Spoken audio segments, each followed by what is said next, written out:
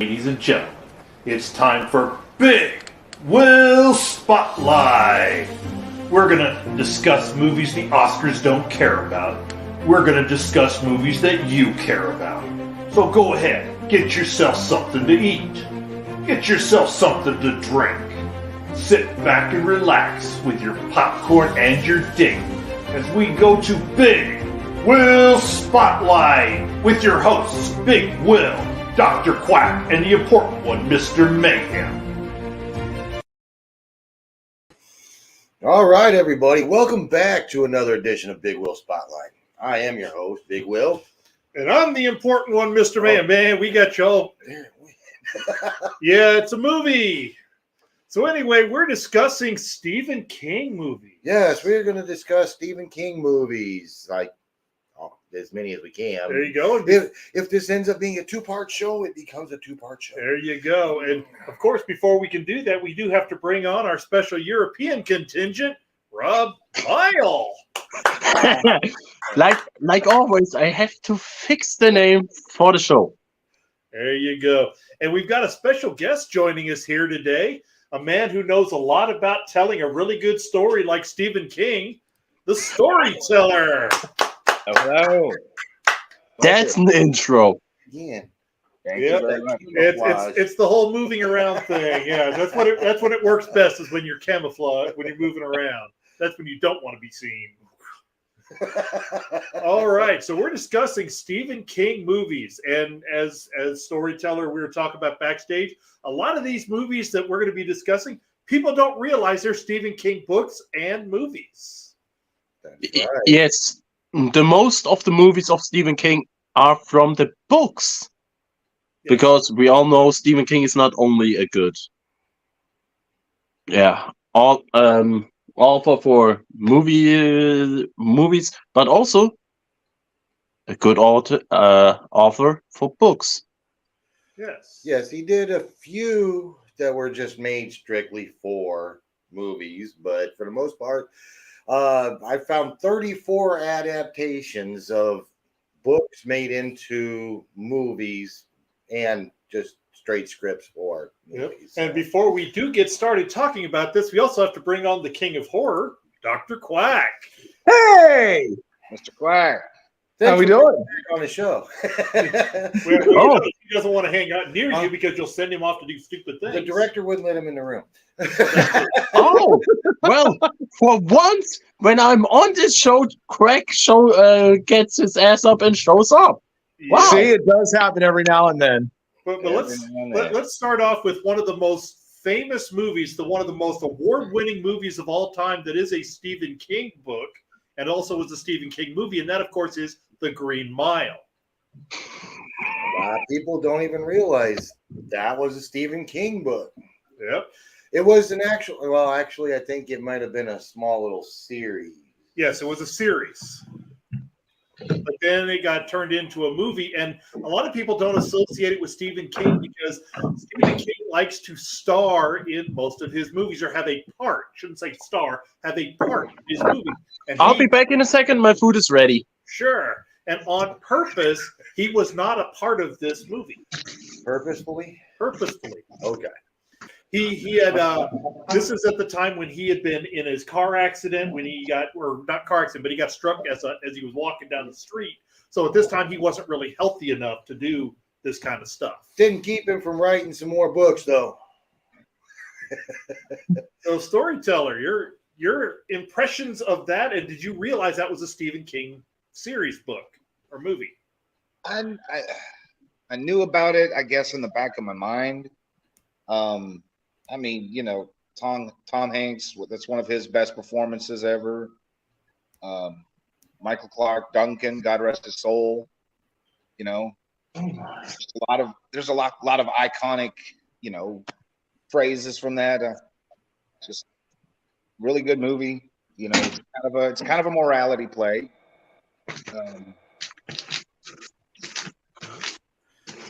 Dr. Quack. What's that? Say again? What'd you say? And so, Dr. Quack, what's your thoughts on The Green Mile? Green Mile was a great movie. Yeah, I'll agree. It was definitely one of Tom Hanks' best roles.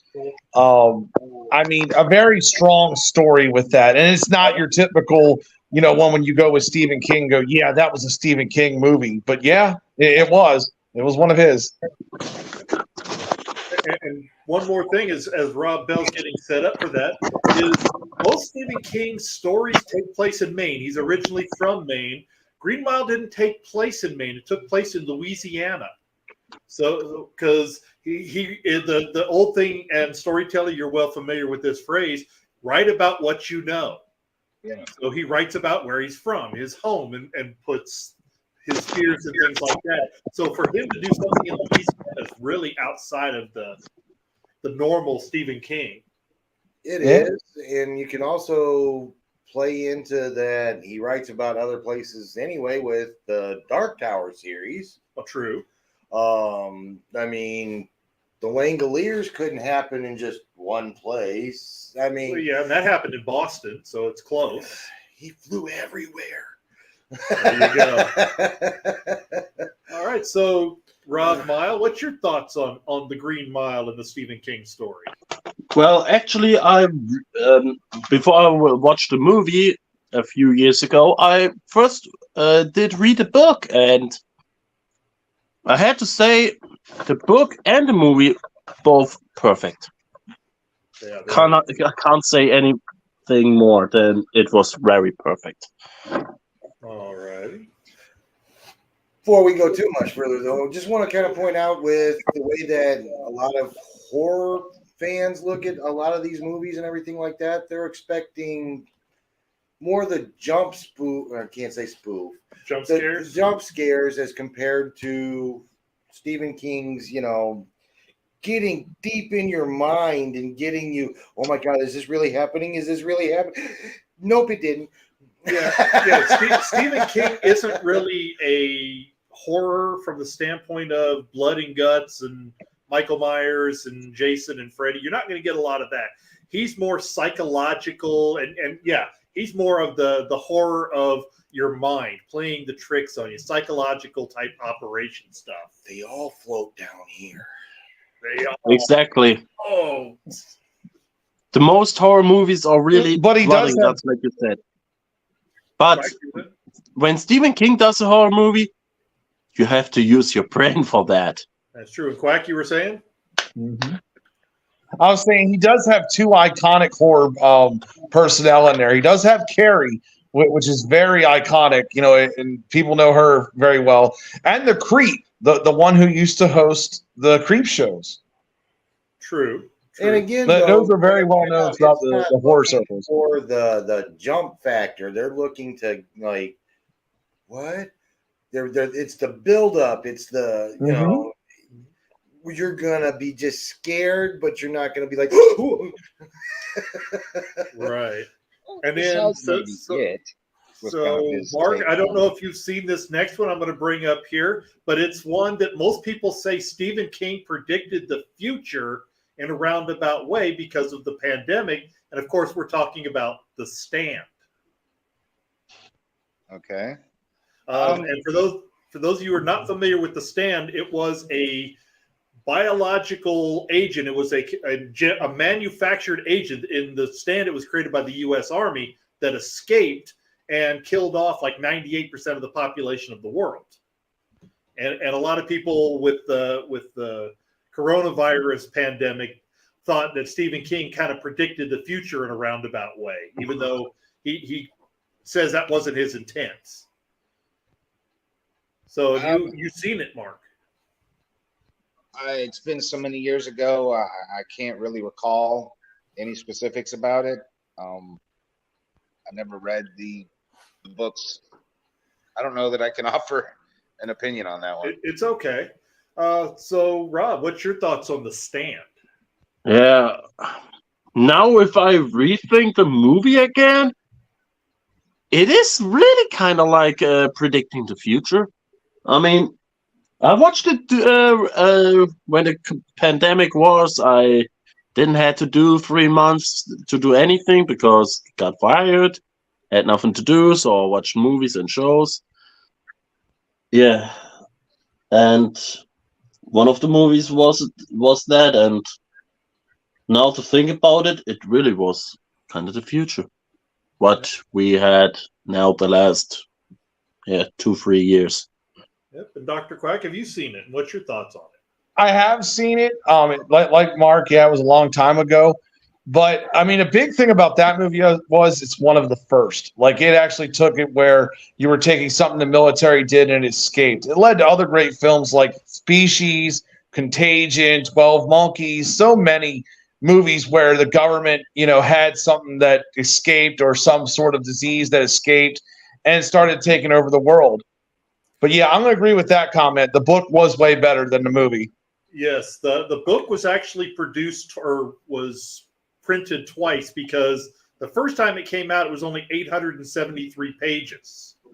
And when they decided to redo it right before the TV series, it was a 4-part miniseries, they added the other 1,351 pages to the novel.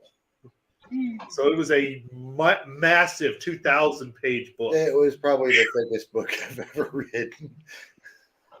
It's a monster. But Stephen King, that movie also led to a lot of people, famous people, wanting to do stuff with Stephen King.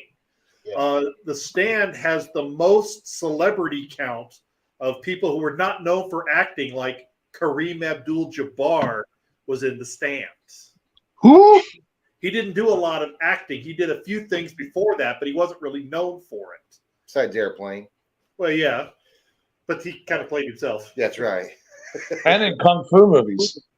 Yeah. How many pages did the book had? 2,000. Over 2,000. I remember being about 1,500, but I like I say, I don't remember it. That was but it's 20 years ago, 25 right. years ago. But it was a great one. And then The Shawshank Redemption. Of course, Shawshank Redemption. I almost been willing to bet most people who have watched that movie didn't realize that it was a Stephen King book. Short story. It was a kind of a short story, but I mean, for the most part, it wasn't getting to fall in love with Andy and helping him escape prison. It was along the horror lines. I mean, it was supposed to be more scary of, this is why you shouldn't go to jail. Yeah, it was the original Rita Hayworth and The Shawshank Redemption was a short story as part of 7 stories within a book. And basically it was, he went through the horrors of prison life and decided that because he was innocent, he didn't deserve to be punished, so he escaped. And that was they turned that into a very long, well-told story. Oh, it was even better when, yes, there are spoilers on here if you didn't know. And basically he was at a point where he was going to be exonerated. Uh-huh.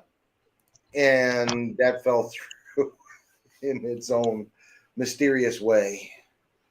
Yeah. So, Mark, what's your thoughts on probably the most famous movie, Shawshank Redemption? Just iconic movie. That's one of those you have to have seen it at least once movies. Andy Dufresne, Morgan Freeman. I just miss my friend. I mean, just so many iconic, quotable lines and performances. I mean, it's one of those. There are very few perfect movies, and that's one of them. I agree. Dr. Quack? Yeah, I mean, again, this is another movie that most people don't realize, like you were saying, that it's actually a Stephen King movie. And this is one of the movies for me where the preview did not do it justice. Because when I saw the preview, it did not really appeal to me. I did not watch the movie until several years later. And then I was like, wow, what did I miss? Because it was truly one of the classics, of all time when it came to a movie. And it's hard to make a 2-hour movie and keep people fully entertained. And that was one of them. Very true. And Rob, what was your thoughts on Shawshank? I didn't have watched it yet. Well, and it's understandable, but and it's part of what the show is all about. Get you interested in it. Go watch it. Yeah. Yeah. Not saying you have to do it immediately. Stop watching. Get off my show and go watch. No. Yeah, just add it to your collection of things to watch. Yeah, when when I have my money and can buy myself Amazon Prime, I can look if the movie is in. If not, I'll find a way. Big Will, can I bring up one that's really highly contested? You give me 1 second.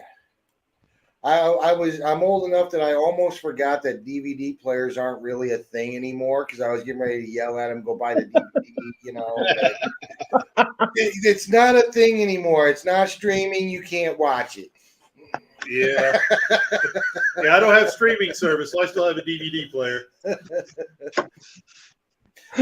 Now, please, by all means, let's get on back over to where we're. Maybe I can ask my mother if she has the DVD. I have to ask her. Well, there you go. Because they are more. My mother and my stepfather are more the DVD guys. If they need something from streaming, hey, hast du mal kurz? There you go. And that's always. If they need streaming, they call me and say, "Do you have?" Well, and I wanted to mention one more here because Stephen King also has written books under his pen name. And a couple of them have been turned into movies. And the one that most everybody recognized was not written by Stephen King. It was written by Richard Bachman and it's called The Running Man, the movie with Arnold Schwarzenegger. Oh, there's some people in that movie, huh? Yeah. And that's where we get our wrestling tie-in with Jesse Ventura, Arnold Schwarzenegger, and Professor Toru Tanaka. Very good people. Yes, and we're getting a lot of other movies being brought up here. We'll bring those comments up here in a minute. But Mark, I know it's probably been a while since you've seen The Running Man, but what's your thoughts on it? Gosh, I guess that was kind of at the height of the action hero movies of the 80s and 90s. I don't know. After a while, every Arnold Schwarzenegger movie kind of blends together. I'm having a hard time recalling it. Dr. Quack. You did have that was definitely one of the great movies that I wish was almost towards real life, because I would love to see people fighting for their lives, sliding down chutes, and going through a whole trail of madness to survive. And if you win, you got all this money, which you didn't. Well, that was always great. It was if you survived, you were paroled.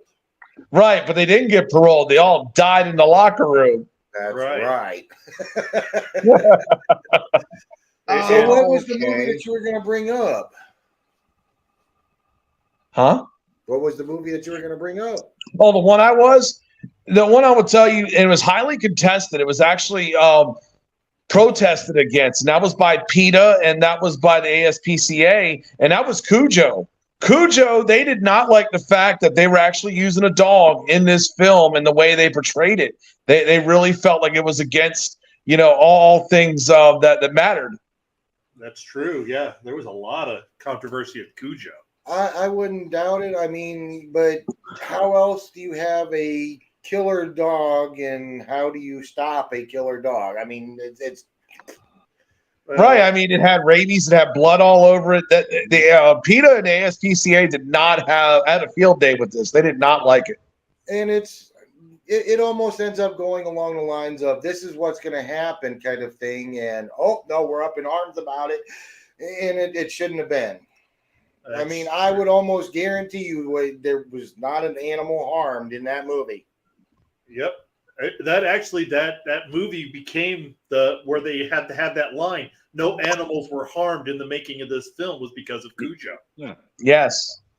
And that spawned a movie about 13 years later called Man's Best Friend. That's actually out there on Tubi. I just saw it, came back up. I was like, yeah, that was about the genetically engineered dog that was going around killing people.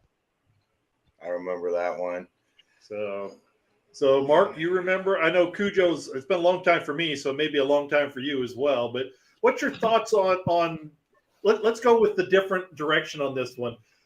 people that take things out of context, because like Cujo and PETA and Cujo have actually gone on record and saying things like Old Yeller should be taken out of circulation for, again, a dog getting shot. Yeah. So what's your thoughts on that? I mean, there's always somebody who's going to be recreationally enraged about something, you know? Damn it. It's the flavor of the week. What are we mad at now? What do we disappearing again? Shake our fist at with righteous indignation and say, no, now we don't play that way. You know, it's a movie. Well, then be mad at all the movies where they eat goldfish. Yep. And that goes with some of the other, we'll keep it horror themed and we'll come back, because one of the things Stephen King has never written about is zombies. And there was a big controversy on The Walking Dead season 2 where Lori tried to end her pregnancy, and somebody was saying, well, you shouldn't have done it this way because it was not real and not right. And I love the director and the showrunner's response. If you're watching Walking Dead to get medical advice, you need more help than we can provide. So now going back to Stephen King here. So Rob, what's your thoughts on the controversies with people complaining about things like Cujo and animal rights activists and stuff like that? What's your thoughts? Oof. To Cujo, I didn't saw the movie. I've just looked where it is. I have to wait till it's on Prime so I can watch it, because it is on fucking Sky and I don't pay for fucking Sky. Well, that's a lot of money. And we just had another person that is all offended that you said something about eating goldfish. They want sushi banned now.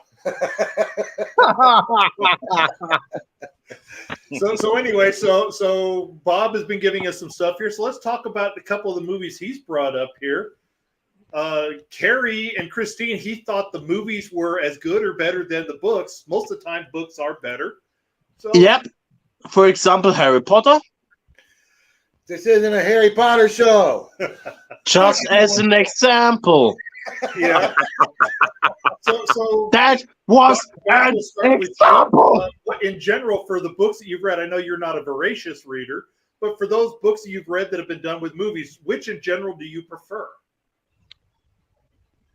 I mean, generally the books.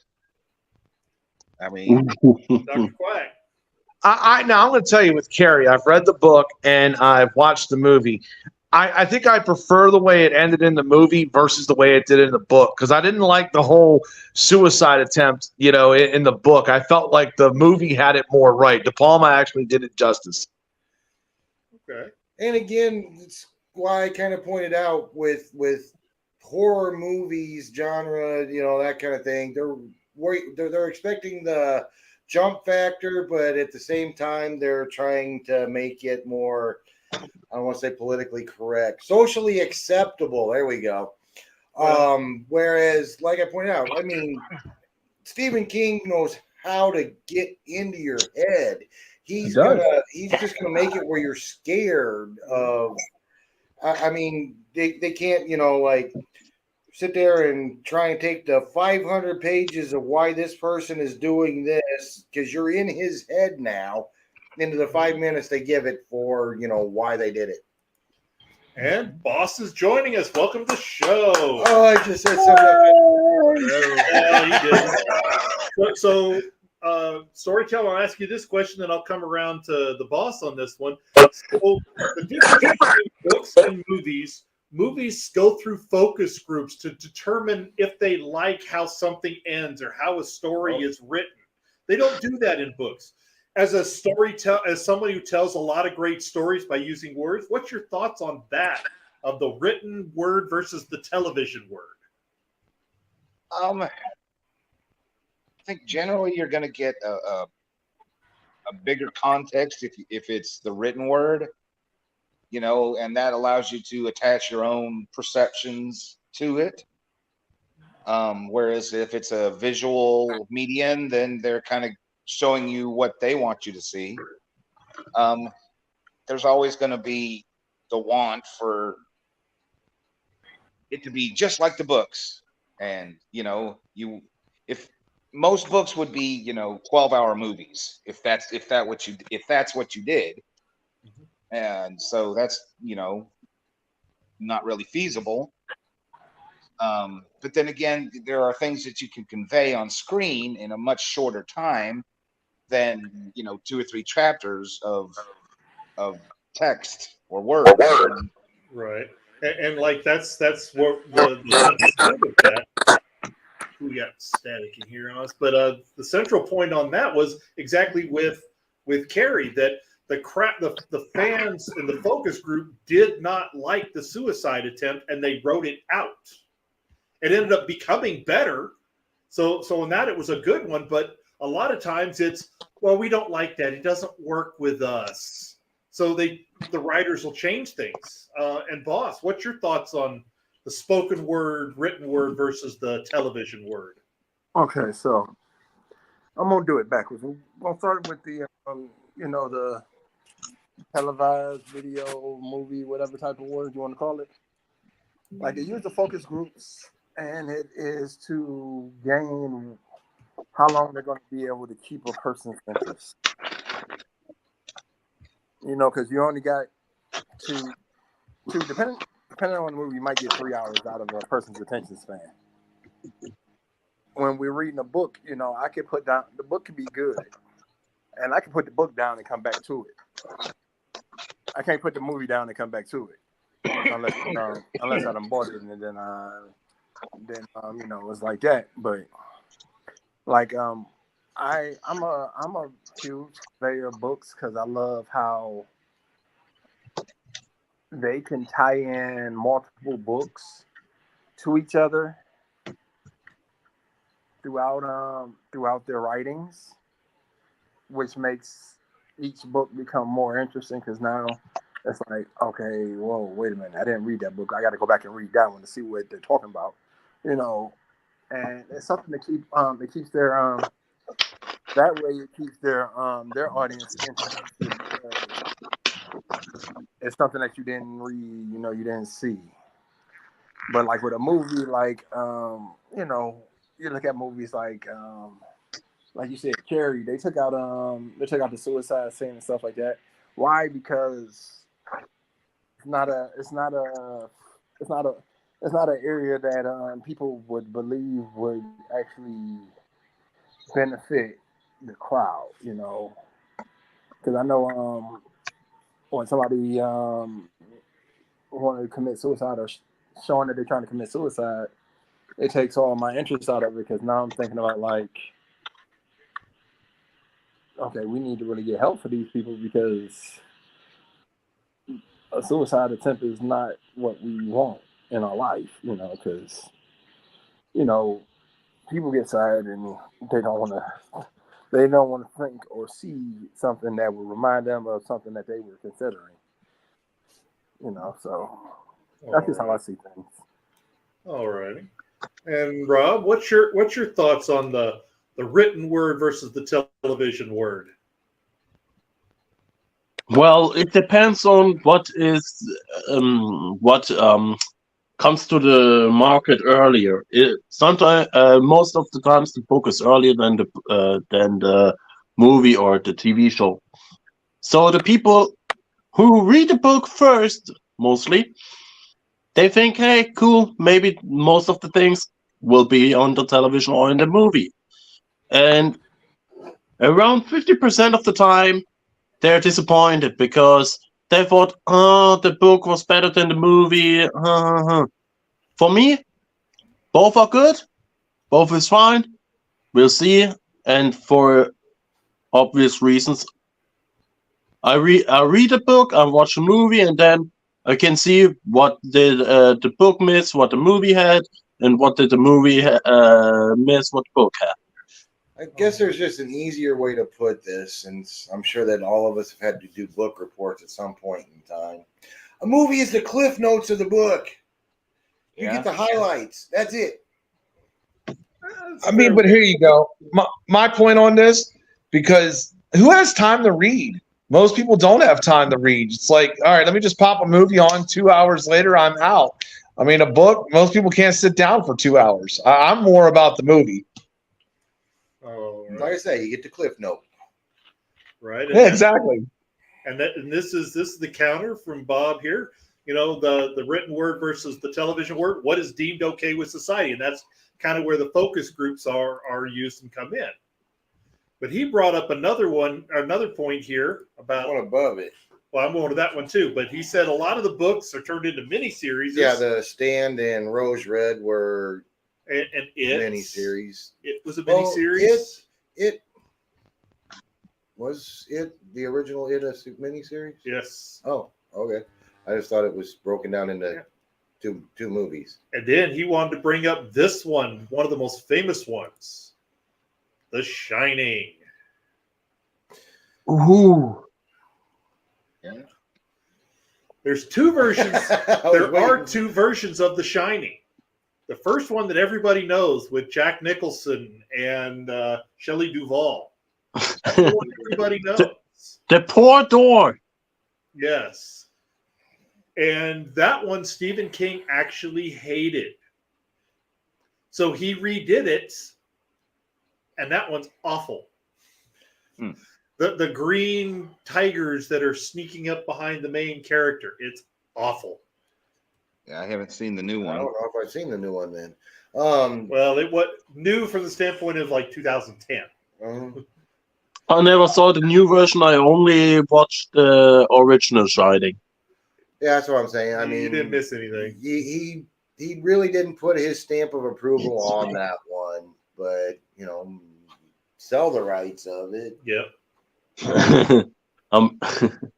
Man, sorry for that. I smile. I just remembered the door scene over and over again. Yeah, here's Johnny. Yeah. Red rum. Yeah, in Germany it's more. Here is Johnny. Oh, I'm sure the edit sounds a whole lot different. You can't hear us, boss? So we probably have a little connection issue, or we're having connection issues. So we apologize to boss. Hopefully he comes back and be able to hear us. So what are some of your favorite Stephen King stories, whether book form or movie form? I mean, good googly moogly. One of my favorite books was actually Salem's Lot. Yes, I've seen the movie too, and again, it's just one of those things. It's like the movies don't ever really do the books justice. Now, me as a movie, person, I enjoyed the movie. I'm not gonna say, hey, this movie sucked. I mean, Pet Sematary is probably one of the ones that most closely resembled the book. Yeah, it did. That far more than anything else. The only thing that Pet Sematary kind of missed in the movie part was they didn't explain the backstory of the cemetery very well in the movie. No, they didn't do too much of a backstory. They didn't. Again, it's like I say, Cliff Notes. So I mean, I could just imagine, how many pages just to describe the cemetery, going into it was, True. Whereas, there's graves and names. Okay. Yeah. There's a turtle named Bessie, and then there was a. But just moving down the line. I mean, like I say, well, hell. I fully agree with that statement. The Flag character, one of the main bad guys in many of his stories.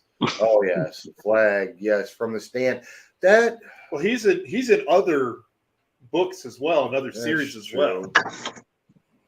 That's true. And Thinner was another one that was written by Richard Bachman, aka Stephen King. Yep, Thinner and Desperation. Yes.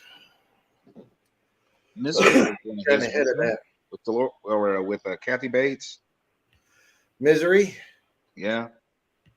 I think she's in Dolores Claiborne too. Yeah, she's in Dolores Claiborne too. And she's also in The Stand, uncredited. Was she? She was Ray Flowers, the radio DJ. Oh. Oh, cool. So I think some of my favorite Stephen King stuff was the newer stuff where they had more money and more budget to make them, like Green Mile, Shawshank, where they really could put money into telling the story and get some good actors to bring the story to life. They very well could. I mean, you weren't trying. I mean, if you were to go and watch some of the original ones, like, oh, that guy's in this movie, you know, he became more famous kind of after. I mean, besides Kathy Bates, but you know, I can't remember his name. Caan. Oh, not Caan. James Caan. James Caan. Yeah. Yeah, he's in Misery. He's in Misery. I mean, not to say, you know, some of them didn't have like their breakout roles and some of this stuff. Not saying that was James Caan's breakout role. No, he was known before that. Right. Don't get me wrong, James. Great. I love your movie.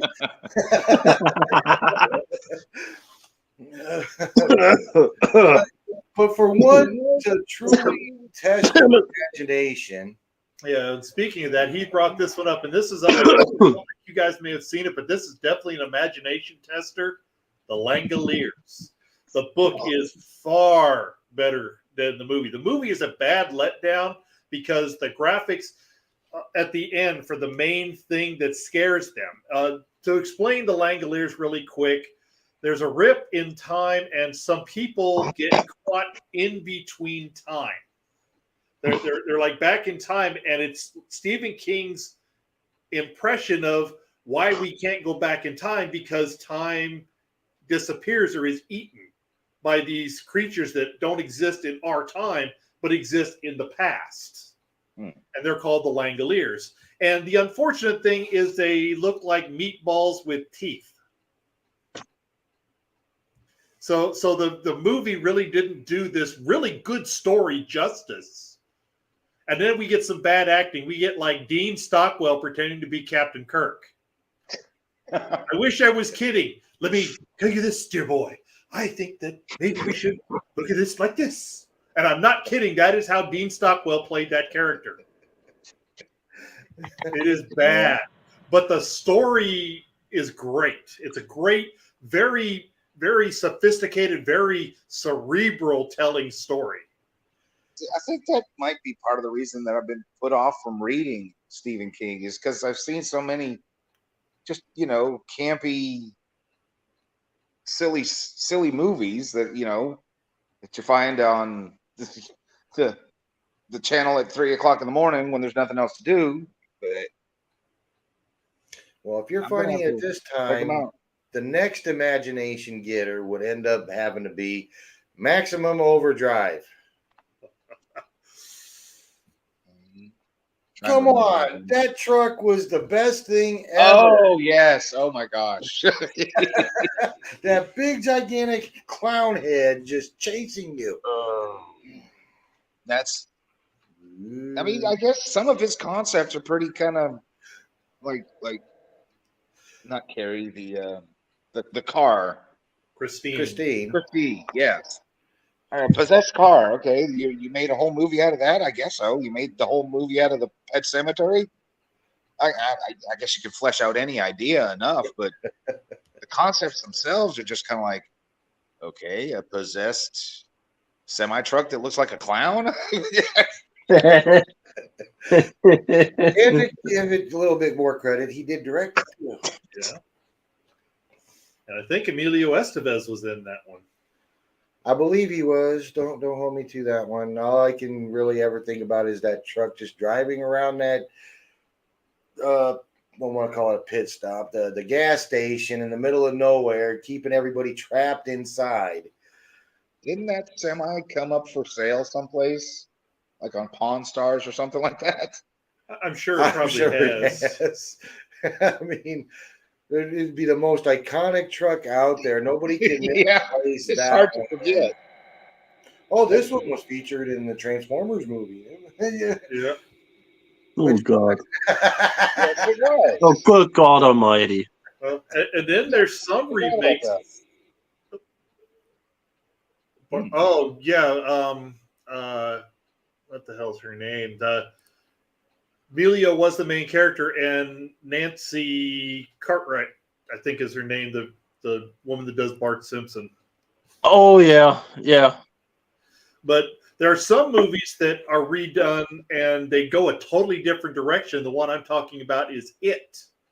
The original It, with Tim Curry playing Pennywise the Clown, was not the same version that they just came out with. Totally different theme, totally different feel to the movie. So sometimes things get changed. And they get changed in a matter per, I guess, the producer, and Showrunner, yeah. Their perspective on how it should be. Now, I don't know if this is another one that Stephen King came back in and said, well, it was supposed to be more like this than like that. Because, I mean, Tim Curry's play of Pennywise, not the visual part of it, the psychological part of it made him more scary. Yes. Than a lot of people didn't realize they were scared of clowns until It. Yeah, I gotta say, I hated clowns before I watched It. Because, I mean, they concentrated on the clown part of it for the movie until the very end when you found out it was not really even a human being kind of thing. It was an alien creature that's been here for thousands of years. So, I mean, yeah, they kind of got more into that with the second one and pretty much had more of the alien part of it than the person. Because, I mean, I'm sure I know who did the clown in the second one, but I couldn't think of his name right now to save my life. I can check right quick. Well, you can. Yes, you can. Yeah. Thank God I got this little shit cricket smartphone. Yep, and Bob is right here. The second one was closer to the story, to the book itself. But I think Tim Curry was more faithful to the spirit of what they were trying to do. Here we go. 2017. Yes. Yeah. Hold on. But yeah, it was just one of them things. Like I say, I mean, yeah, it was a little bit more closer to the book. It followed a little bit more, but I'd say the clown, I believe it was more psychological. All right, got it. Bill Skarsgård. Bill Skarsgård. Okay. Okay. Yeah, somebody's name that you know. It's just like I say, it's like, who is that? You know, instead of, oh yeah, it's just one of them things. Yeah. All right. But there's excuse me. There's a second fact. Originally, the It 2017, the Bill Skarsgård was the second person, because originally Will Powder should be playing Pennywise in the 2017 movie. Okay. But he said no due to difficulties. All right. Well, did this go well enough that we should carry it over? Or? I think we could talk about it some more. All right. Give everybody a chance that may have wanted to come on the show and be a part of it and weren't able to, or damn, I missed out. Well, make plans for next week. How about that? and for those of you that want to remember some, you got a chance to watch some of the ones. And bring some of your favorites. Yeah, bring it in. You know, like which one? Which one was on my phone? You're supposed to watch The Stain, or I think it was not The Stain. Red Rose. Red Rose. Rose Red. Rose Red. All right, I'm gonna check later if it's available. Shawshank. Shawshank for you. Yeah. But I mean, we just you can text me that on the text me that. I'll check it. we only touched on a few of the main horror movies that he did, like Carrie and Christine and a couple of them. I mean, we didn't touch on everything. And like I say, 34 adaptations of movies. Somebody did say 50 earlier, but, you know, I don't know. He has the most movie adaptations of any author ever. There we go. Yeah, and we didn't even I get did into find that fact. Yeah, we didn't even get into his love of 11/22/1963, JF Kennedy's assassination, which we'll bring up next time because that also is a book and the movie. I mean, didn't even touch on 1408, 1922. Yep. The Langoliers, Tommy Knockers, Golden Years. I mean, it's all out there. I mean, Dreamweaver. Or somebody did kind of bring it up a little earlier. Yeah, Stand By Me.